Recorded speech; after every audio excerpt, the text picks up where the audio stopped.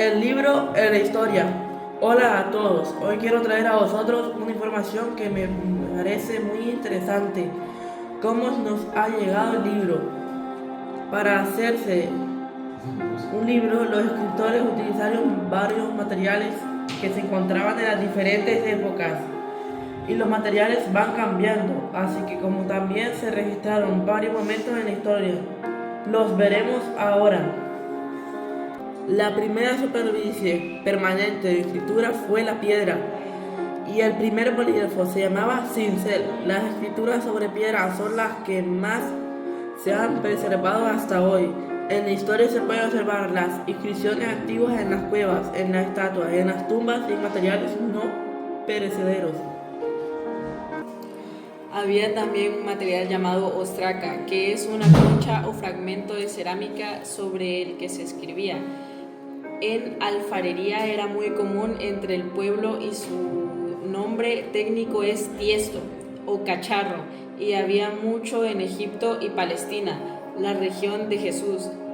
Es curioso observar que muchas personas utilizan esos trozos rotos de cerámica para escribir avisos, apuntar cuentas o la lista de compras. Presentamos las tablillas de cera. Las tablillas de cera son estas. También asirios, griegos y romanos utilizaban las tablillas de madera o marfil recubiertas con cera.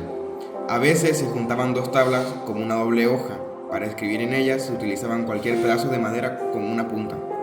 Antes de la construcción de las pirámides, los egipcios antiguos habían aprendido a hacer papel de la pulpa de una planta acuática que crecía en los lagos y ríos poco profundos, muy común en el río Nilo egipcio. Aún mojados, los tallos eran apilados y los más gruesos eran apilados y aplastados hasta que se formaran en una superficie plana de papel.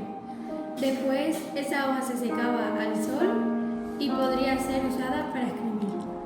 El papiro era muy caro, pero después de usado podía ser lavado y raspado para ser reutilizado. El fragmento más antiguo del papiro data del 2400 a.C. con una pluma. El pergamino.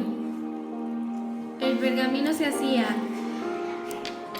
poniendo la piel de ovejas, cabras, becerros y antílopes a secar después de ser rascada, lisa y limpiada para que se pudiera escribir sobre ella. Así se conseguía unas láminas con las que se elaboraba un libro o rollos de la antigüedad. Pergamino viene del nombre de la ciudad Pérgamo, donde había una grande producción. Pero ese material ya existía antes de que existiera esa ciudad. La biblioteca de Pérgamo llegó a ser la más importante del mundo después de la Alejandría, pues tenía 200.000 volúmenes de pergaminos. Eran producidos en Pérgamo, en lugar del papiro egipcio. La tinta egipcia procedía de plantas e insectos. En la antigua Babilonia, la arcilla era moderna en ladrillo fino, achatada y en forma de rectángulo. Las palabras eran prensadas en la arcilla blanda. La arcilla era moldeada en ladrillo fino, achatada y en forma de rectángulo. Las palabras eran prensadas en la arcilla blandada con una estileta en forma de cuña y la ponían en el sol para que se secase. Los arqueólogos encontraban bibliotecas enteras de esas tabletas de barro. De todos los materiales era el más barato y el que más duraba. Para que fuera más permanente, la cocinaban en fuego. Los rollos. Para formar los rollos la gente pegaba hojas de papiro unas con otras, formando largas tiras alrededor de un palo. Su tamaño era muy limitado por la dificultad de usarlo. Se escribía normalmente por un solo lado, y los que estaban escritos por los dos lados se llamaban opistógrafo. Había rollos que medían 48 metros de largo, normalmente se medían 7 a 12 metros. También se hacían rollos de pieles o de cobre fino. Cuando no estaban siendo utilizados eran envueltos en paños y almacenados en jarrones para que fueran preservados.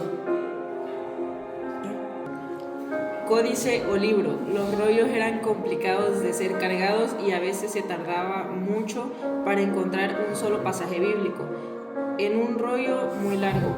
Los cristianos en el siglo II reunieron los libros del Nuevo Testamento. Ellos fueron probablemente las primeras personas a abolir los rollos. Tuvieron la idea de juntar varias horas de papiro o de pergamino, doblarlas al medio y coserlas a lo largo de la marca e iban juntando otras hojas dobladas. A veces recibían una tapa dura. Este primer tipo de libro se llama códice. La copia completa del Nuevo Testamento fue escrita después del 300 después de Cristo. Fue encontrada en el Monantí, en el monasterio de Santa Catalina, en el año 1844. Un estudioso alemán, Constantine, estaba visitando ese monasterio y descubrió algunos pergaminos con la antigua escritura griega. Se descubrió que esos manuscritos eran parte del Antiguo Testamento, con fecha del siglo IV después de Cristo.